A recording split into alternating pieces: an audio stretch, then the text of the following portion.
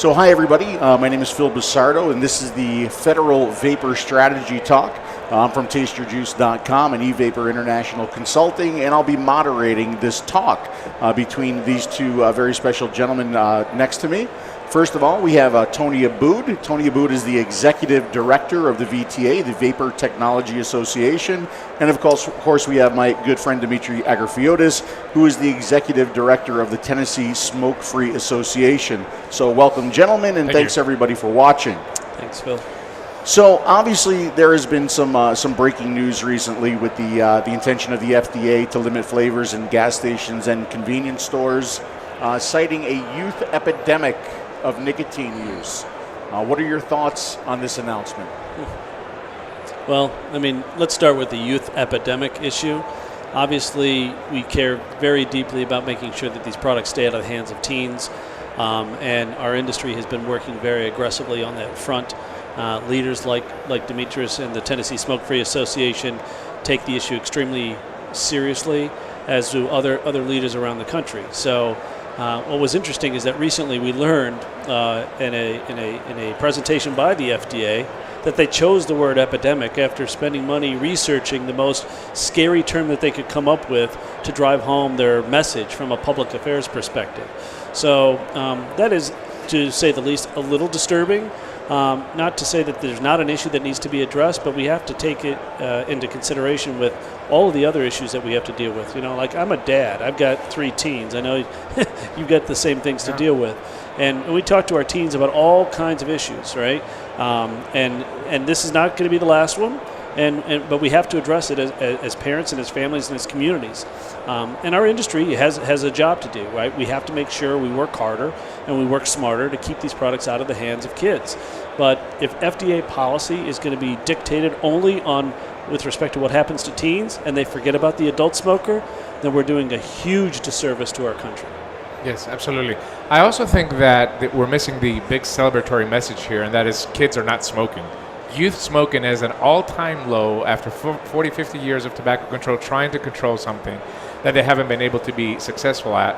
So I think that even youth minds are more understanding that this product is less harmful than traditional tobacco. And nobody's given any credit for that, right? Nobody's given any credit to youth actually being able to think for themselves and understand the truth.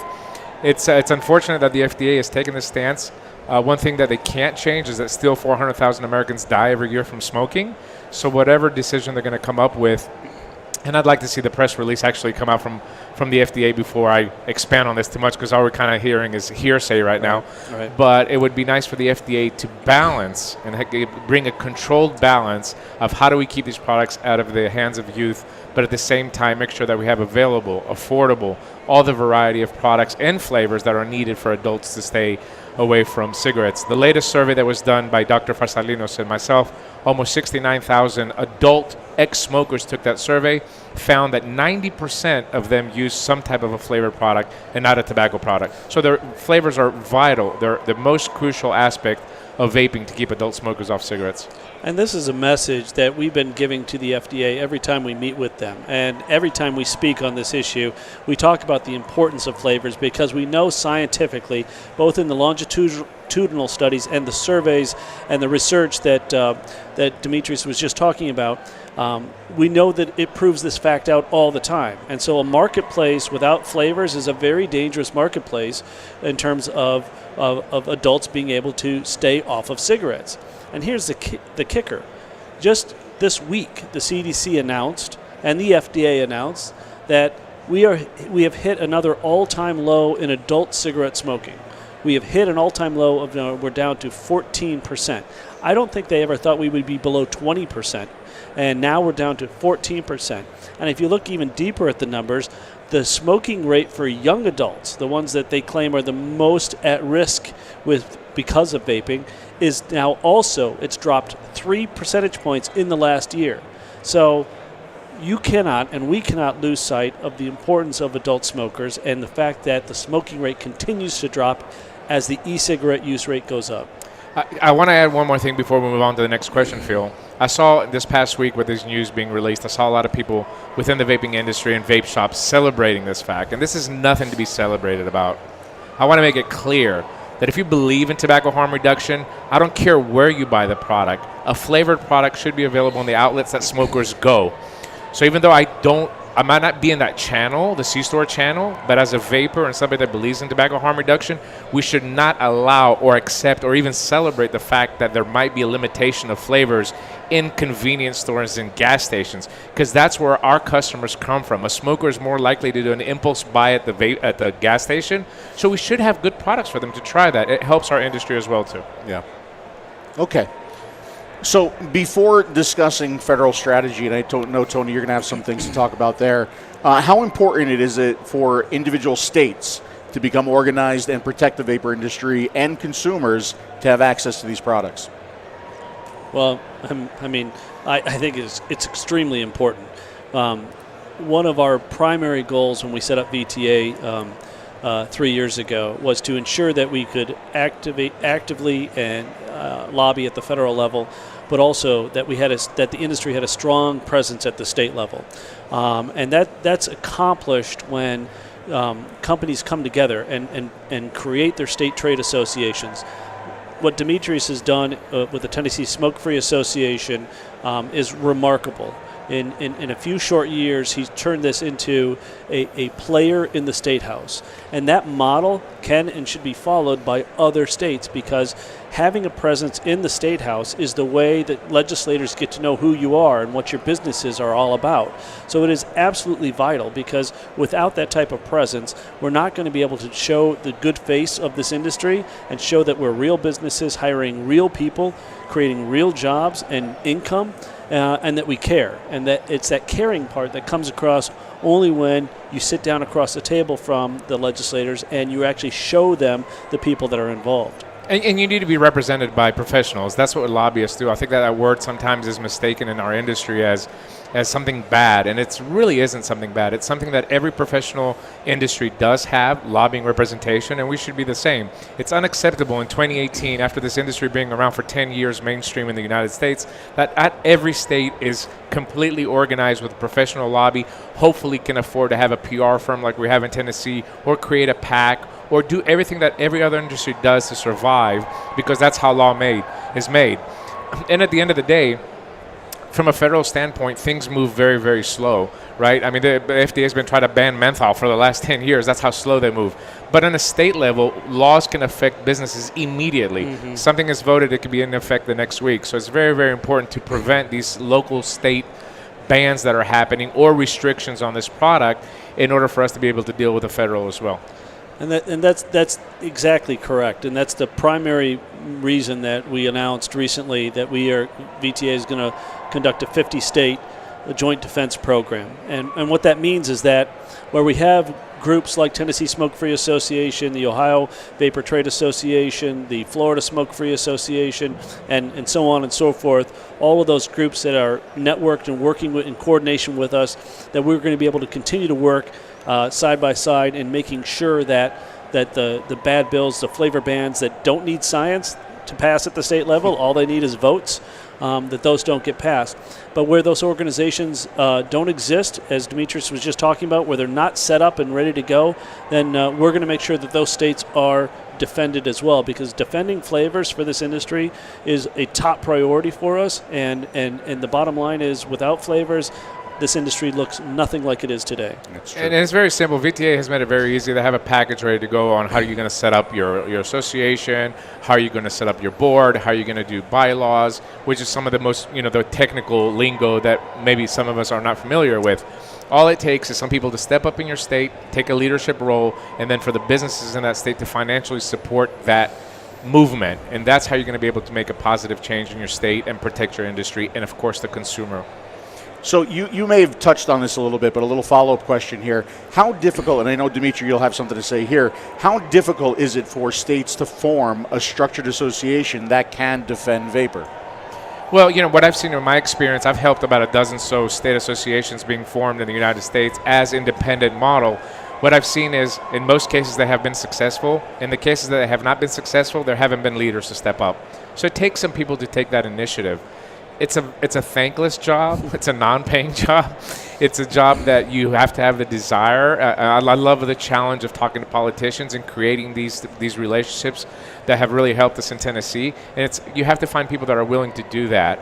Obviously, the financial is something that's huge as well too, because our budgets don't match the other big lobbies that are in the same space. Okay, so Tony, you're probably going to be able to answer this one. Legislatively, what are the options for the industry in the next few years as the PMTA deadline approaches? Well, if you're in Congress, I mean, the fundamental question that everybody has is what can we do to create a different legislative scheme than the one that we've been stuck in? Because FDA regulations will continue to roll out. FDA will apparently continue to issue new regulations, and then we have to defend against those. And in Congress, we now have a change. Obviously, the last election makes a big difference. We knew that when we had undivided government, we might have some allies, but now we have divided government. And we know that in divided government, you have two very strong opposing forces now in both the House and the Senate. And so the outlook, frankly, is not very positive for any sort of legislation. And the one thing people I think fully appreciate is the fact that there are very few bills in Congress that get filed and actually move somewhere. Congress is no longer about passing legislation. It's about changing the laws through other vehicles. And so the appropriations bills, for example, are one vehicle, because we know those bills always have to pass because government always has to spend money, right? And they can't spend money unless you have an appropriations bill. And so a lot of issues try to get tagged on to those appropriations bills. But I think what we have to have is an honest conversation about how this industry is going to be viewed, whether or not we are going to continue to be viewed strictly as a tobacco product, or whether or not we're going to be able to convince both sides, because we're going to have to convince both sides now because they both have power, that this product needs to have a different regulatory path. It needs to be treated differently. Yeah. And the more power that we can bring to that argument, the stronger it will be. But right now, with respect to the new Congress, I think we're going to see some assaults coming towards us. That's what we're getting ready for right now. Okay. I think it's important to understand that even though we might not have a vehicle right now, it's very important for the businesses, especially after this new election cycle, to go meet with your Congress people, to go meet with your Senate people. Let them know what you're doing. If you have a vape shop, explain to them what your customers are, what you're selling. And I know in my state we had a 35% turnover legislatively, which is really, really bad for us because we've worked so hard for the last 4 years to build relationships with it and educate the legislators about the product. So as a business owner, even though we don't have a vehicle, now is the time for you to lay the foundation of introducing yourself either through the lobbyist or through personal. Just pick up the phone and make an appointment to meet with them. They're your elected official at some point that will have to meet with you and explain to them what you're doing. I think a lot of them just simply don't understand the product as well too, especially older legislators that have gone through tobacco control back in the 80s and the 90s, and all they're seeing is like, oh, here comes tobacco again to capture our youth. I think once you sit down, they're human people just like we are. Once you sit down with them, explain to them how you started your business, how you quit smoking with the product, how many people you've helped through your store, how much revenue you're generating for their city or their district, I think that they're a bit more open-minded to listen to you the second time and always follow up. This is not a one-time thing. You're talking about having this relationship with your politician and your elected officials and their staffers, which are usually younger people. They're more relatable to vapor products as well too. Continue to have this open discussion. That way when the day does come but we have to knock on their door, they know exactly who you are. Yeah. And really, if you think about it, we have a new crop of legislators coming in, both at the state level and at the federal level. There's significant new blood. And a lot of this new blood doesn't have the history or the prior experience that Dimitris was just talking about. And so they are much more open to new ideas. They're more open to understanding this product as a technology product, which is what it is, as opposed to this old world tobacco product, which it is not. And so those are the folks that need to be talked to now. And those are the folks that if you are their constituents, you matter. Because you are voters, and they just got through an election, and they care about you now more than ever. Okay. So, gentlemen, we are getting crushed in media. We are getting there are anti-vaping campaigns and anti-vaping ads and anti-vaping stories and bad studies. What steps are the VTA and the state associations going to take to change the public perception of vaping and spread the truth about what we are, what we do, and vapor products? You want to start? Well, I mean, unfortunately, PR is really, really important in today's world. Everything that you see out there by the opposition that is being put out is a paid ad. They have paid some agency to come up with a campaign, to come up with some kind of a message that they want to get out there. In a lot of cases, they're false. They're completely false, but they do have that power of money to get them out there. So from a state association standpoint, and I'll let Tony talk about the federal, but for us, we hired a PR firm last year in Tennessee, a full-time PR firm that tries to get our voice, our quote, in all the negative articles that come. I try to put out one op-ed at least every month in various newspaper publications across the state, depending on what city I want to hit next. And I'm also trying to get my voice in radio stations or local TV stations when the topic does come out, that they know that we have the Tennessee Smoke-Free Association that can at least offer a rebuttal to what the opposition is saying. I think to change the public perception of the people that don't smoke and vape, because I think that's where we really need to focus, right, is to get your average citizen to understand, is to show in depth the travesty of what these so-called public healths are doing, and make sure that we take this false message that they're putting and dissect it into a way that your average citizen is going to say, well, if this is going to happen with vaping, this could possibly happen with my Coke or my coffee or anything else that the government can control. So I think that's a really, really powerful message to get taken away this freedom, especially for us that are ex-smokers, to live a smoke-free life. And there's some really basic themes and common themes that people react to intuitively and internally. And I think that what we have to do and what we are doing is, like they've done in Tennessee, we've executed a national campaign as well. I mean, a public affairs team is absolutely essential to making sure that the right message gets out, not just to support your legislative objectives, which is part of what they do, but also to make sure that the right message about and a positive message about vaping is told, because there are so many voices that are out there that are negative, that are hostile, and they don't tell the truth even if they put truth in their name. And the reality is that image is the one that takes root. And so our work now is harder than ever before because we have to kind of unwind the negative impression that's been left. But that being said, that can be done. It takes work. It takes a good strategy and a good team, which we put together. And one of the things that we've been doing now is rolling that out as part of our overall objective, not just in Washington, D.C., not just with the national media, which we've had some good traction on lately, but also at the state level to help continue to develop allies at the state level. So and for our issue, because all politics is local. We've heard that phrase that was from Tip O'Neill many, many moons ago.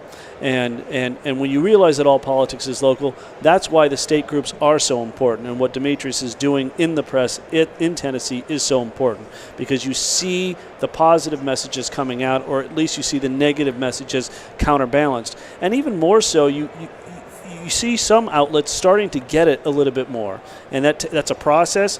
And granted, our industry is behind the curve a little bit, but we're running to catch up. Yeah, and all this takes money. I have to keep bringing this up as well, too, because my efforts in Tennessee and all the other states that are trying to follow that example they're not going to have any fruits unless we have the seeds. And the seeds is the money that it requires to do that. I'm working with a very limited budget in Tennessee, but if my budget was more, I'd be able to get more press, because everything in media today is paid to play.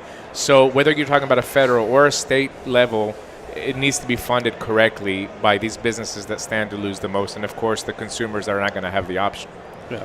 So is it fake news, or is it paid news, or is it both?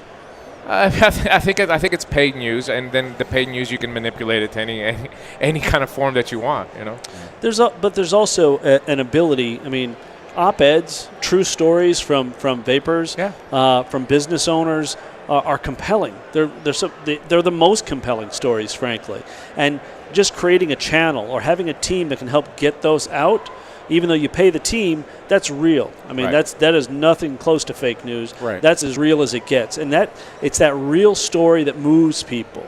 And when I see, and I think it's always great to have somebody who has switched who can tell that story, whether they're a business owner or not.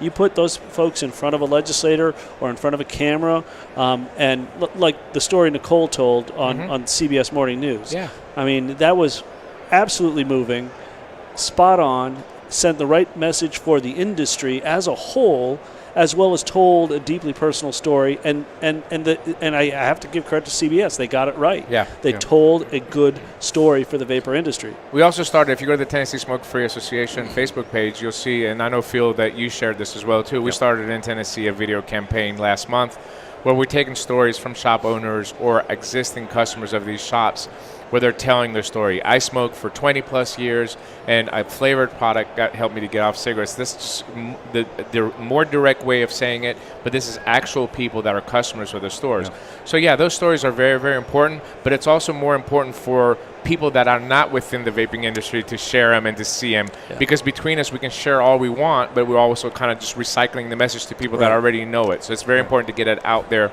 to the public to see. Okay. So we always hear from within the industry a pretty natural negative reaction when big tobacco gets involved. What are your thoughts on that? Well, I mean, I think from my perspective, I think that big tobacco has realized, not now, I think they realized it quite a long time ago, that people are looking for alternative nicotine solutions, right? I think that naturally, for them being into the tobacco space for all these years, they have to make the transition. I don't see anything wrong with big tobacco offering smokeless or smoke-free products. I think it's a wonderful thing. They have more reach than what we ever possibly could. They have way more marketing dollars. They reach more smokers by far than what we do. I just want to be able to compete with them. Every time I talk to legislators in Tennessee, everybody brings up the big tobacco question, and I'm telling them, I said, I have absolutely no problem with big tobacco. You know, in some issues, actually, we can be on the same page. We can align on some issues like we have in Tennessee in the past, and we have fought and won bills together. But I still want to be able to compete with them. I don't want them to be the only ones that's selling the product. And I think that we have to keep a little bit of an open mind. We can't say that this is the enemy when we're seeing what big pharmaceutical companies and Robert Wood Foundation is doing, and some of these other, really very powerful lobbies that are against vaping as well too. So sometimes we look at the enemy and we think it's the one person, when in the background we're seeing other people that are doing even worse things. So keep an open mind when it comes to big tobacco. That's just my advice to vapors always. They, of course, they don't care how you're going to get nicotine. They just want to be the only ones selling it. And that's what I'm against. I'm not against for them offering a less harmful product, especially to their existing customers that could potentially be our customers one day. Yeah, it's a great question, because you have to look at the way that companies in the space are operating. And companies who believe in their product, all they want is what Dimitris was just talking about, a fair or a level playing field. Now, some people say, how could we possibly have the ability to compete with tobacco companies, right? Because they have all the money in the world, and they have the resources, and they have the network, etc. That is true. They can, if they so choose, continue or try to dominate any particular market. But we see examples where that doesn't play itself out in this industry.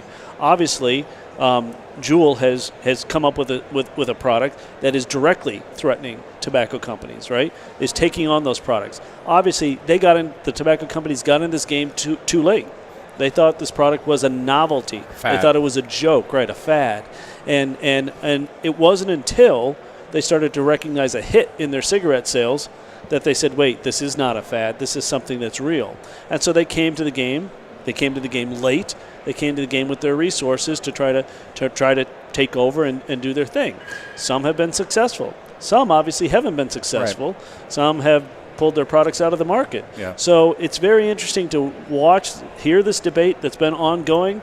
But if you see it play out in real time, you realize that there's not a natural enemy here, except the folks that really only want their own nicotine product on the market. And when it becomes that exclusive, and I think we know who we're talking about, where it's only one type of nicotine product that can be sold, then we're in trouble. Yeah. Well, I think big tobacco has a big challenge too, because I don't think they're able to move as fast as the vaping industry either. I think they're a lot slower. Oh, I sure. And I mean, the PMTA is a prime example. That's why the PMTA was designed, is to slow these new products coming in. But unfortunately, that PMTA model does not fit the product category of our products. I will never accept that a vapor product needs a PMTA through, which was designed to keep new cigarettes from coming on the market, right? So, yes, from that standpoint, yeah, they might not be able to compete, but they're not directly our enemy. I think that this is a message that needs to be spread out through the vapor industry. Right now, no matter what happens in the next 10 years, consolidation is going to happen naturally. That happens to any kind of industry. So if you do see big tobacco buying up companies, you could see independent companies that are doing that the same thing as well too. They're just trying to grow their umbrellas. That's just the way that the American system is for big corporations, right? If you truly believe in harm reduction, I keep saying that because this is ultimately what it falls down to. Right. What difference does it make who's selling a smoke-free product, right? Just let me be able to compete with them. That's all I ask. So you just discussed the PMTA, right? And I know both of you gentlemen were just at the FDA meetings recently where PMTAs were discussed. And any fast track, any news, anything good that came out of that meeting that you guys would like to share? I mean, I'll give you my opinion on it. Nothing good. Unfortunately, I can't use the other words that I usually use. But I was hoping that the FDA would come up with some kind of a fast track or accelerated PMTA. It doesn't seem, as it stands today, it doesn't seem like they have any intention of doing that. Yeah, I think that's a fair assessment. I think what we came out of that 2-day meeting with was a sense that they recognize that there are a lot of questions that still need to be answered. In fact, we raised a lot of those questions. We were on panels and we talked and we said, look, you got a big problem here. Other companies said you got a big problem here. And there was an acknowledgement that they have issues to resolve, but there was an apparent lack of any clear guidance from their perspective as to what the answers were. Some of the questions actually were answered differently by different FDA people. So in one question was, for example, do you have to test the vapor and the liquid? And one person said no, just the liquid, and the other person said yes, we have to test them both. Right. So they're kind of still working things out, which is okay as long as they give companies the opportunity to actually have the time to do the work that needs to be done. Okay. I think the biggest threat right now is a knee-jerk reaction to say, oh, we're going to move the PMTA date up, which the commissioner has talked about doing, because that puts even companies with the greatest number of resources in peril, because there's only so much room in a lab to get work done. And I can tell you right now, there is not enough room. There's not enough lab space to get all the testing done that needs to be done to get these applications done anytime soon. We don't even know what to test for at this point. Right. So I one of the things that I love about going to those meetings is you get a lot of information during the panels, but you get a lot of information during the networking breaks because you get to meet a lot of people that have worked through tobacco control for big tobacco companies or other companies. Swisher Sweets is another example of a company with a smokeless product, with a snus product. But you get to talk to these people during the breaks. When I see people that are making 6 figures a year and have worked for a big tobacco company for 25 years and their job is regulatory affairs manager, when they look at me and they don't know, then we have a big problem, right? I mean, I can understand it for the resources for the companies that we represent, that we don't have these big legal teams, but they have been through this for years, and they are at a point right now where they don't even know where to begin. Yeah. So I'm hoping that once this ingredient listing goes in and the FDA sees 10 million SKUs is what I'm estimating of products coming in. You remember when the FDA was announced, the deeming regulations in 2016, they were expecting 200 applications to come in. That's what they were expecting. And over 97% of the industry to exit, right? So I think maybe now they're going to realize that the scope of what they thought this vaping industry is just by magnitudes larger than what they're definitely not logistically prepared to handle. Yeah. So hopefully maybe within the next couple of years and with the meetings that we're constantly having with the FDA, I know I take some clients up there that meet with them and we start telling them about the process of how we manufacture, where the product goes, how it's being distributed, just kind of educate them. We're hoping that they might take a look at it and maybe change that pathway. But as it stands today, 2022, if the date remains, will be the end of the vapor products. It will be very, very difficult for people to go through these steps to get a PMTA through. Nearly impossible, in my opinion. There's a couple triggers, though, that I think may hopefully move FDA. I mean, one issue is that the current PMTA date of 2022, which I think is probably going to move, but even if it moves, it sets up this completely bizarre scenario in which the FDA will be evaluating products. Let's say they move the date to 2020. They'll be evaluating products in 2020 it'll take them years to review applications. Let's say they approve a product. Let's just say they approve a product in 2022. They'll be approving a product that was first designed and engineered in 2015. I mean, we all know that technology products innovate much more rapidly. Absolutely. Sure. And than that. We innovate in cycles of months, not in years, and we can prove that by showing all the products that are being sold in other countries that don't have this ridiculous limitation that says we don't want safer products in our country after August 8, 2016. We don't want better products in our country after August 8, 2016. We just want you to keep selling the same thing, and we'll get around to reviewing them later on. That message, which we've been delivering, I think it has to force them at some point to take note, because it is absolutely nonsensical for them to be developing strategies and devoting millions of dollars of resources to approving products which are already old products, not in a technology space. Yeah, I mean, it's just like me telling you, Phil, go back to a Razor phone right now. You know, could you do that in 2018? Absolutely, you couldn't. Well, I probably could. I know you couldn't. But I could. I definitely wouldn't be able to, but we're talking about a technology product that always is evolving. I mean, we still haven't even touched the limitations of what batteries potentially could do, right? So we're limited on battery safety, which is the most important part of an electronic device that vaporizes e-liquid nicotine. So if we cannot develop safer products moving forward, how are we going to be able to tout this as this less harmful alternative, right? Yeah. We always have to constantly evolve. And also, it's something that you talk about all the time, Phil. A cigarette user, right? The needs of a cigarette user have not changed in the last 100 years, right? What they were doing in 1977, right. like cigarettes have not evolved, right? In 2007 and 2018, the cigarette has always remained constant. Our product, though, is completely different from that, and it's continuously changing based on trends, based on new development of innovation and technology. Yeah. Battery, right? Batteries, again, I keep bringing it up because we're seeing these incidents where these stories are overblown, no pun intended, but we're not given the opportunity to develop a safer battery. So yeah, I think that the FDA will at least realize it. I'm hoping for a structure of testing the liquid, which I'm all for, making sure that we have good regulations, good manufacturing practices, and letting the battery, the hardware aspect of vaping, take its own course with some limitations as well too. We can have CE, we can have other UL listings for the batteries and everything that's there, but let that technology product continue to evolve. I'm hoping that that's the route that they take. So I know we have to wrap this up here soon, but Tony touched on something. I want to ask you guys your opinions real quick on this subject, okay? In other cultures, in other countries, vaping has been embraced. New England public health, right? I mean, we see that it's being supported and it's being embraced. Why the support and the industry being embraced there, and why all of the challenges here? Well, that's the $64 million question, and some of that has to do, I think, a lot with money.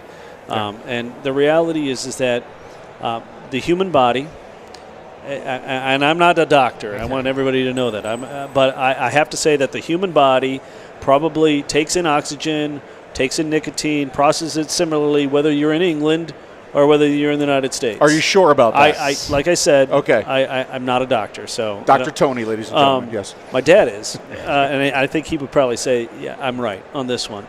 That said, so it is bizarre. It is the most bizarre scenario where our public health community can discount all of the research and all of the results that have occurred overseas and say somehow that that's different. We need American research. We need American results. I know we're a great country. I know. But we also have great scientists in this country. But the reality is that perception is doing a disservice. So what is it? Is it money? Yeah, it's money. I think that there are a lot of groups in this country that have grown up and become dependent upon tobacco money. They've become dependent upon cigarette sales, and I'm talking about groups that are fighting tobacco companies historically. And that has created this weird sense of, oh no, what's going to happen if cigarettes are actually, put on the chopping block, which is where they can be headed if we are successful with e-cigarettes. Those companies, those groups lose all of the tobacco tax money that flows to them. So it is a cynical viewpoint, I will admit that, but it is one that perhaps can explain this notion. The other point is that this notion of, well, we were fooled by tobacco in the 80s. right? And so therefore, we don't ever want to be in that position again. Well, I understand that. But if you are a public health group, you have to at least be able to do what the American Cancer Society has done. And it's for the first time come out and said, guess what, folks? The real dangerous product on the horizon is the combustible product. And we need to remind people of that. There's 7,000 chemicals in a cigarette, 70 carcinogens, and vapor products fall at the end of the risk continuum that's much closer to a nicotine reduction therapy. And we can't lose our focus on combustible products.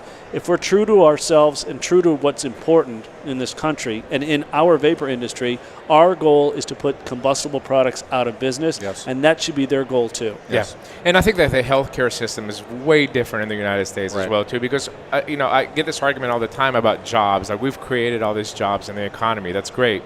But think about how many jobs are dependent on healthcare treating tobacco-related illnesses.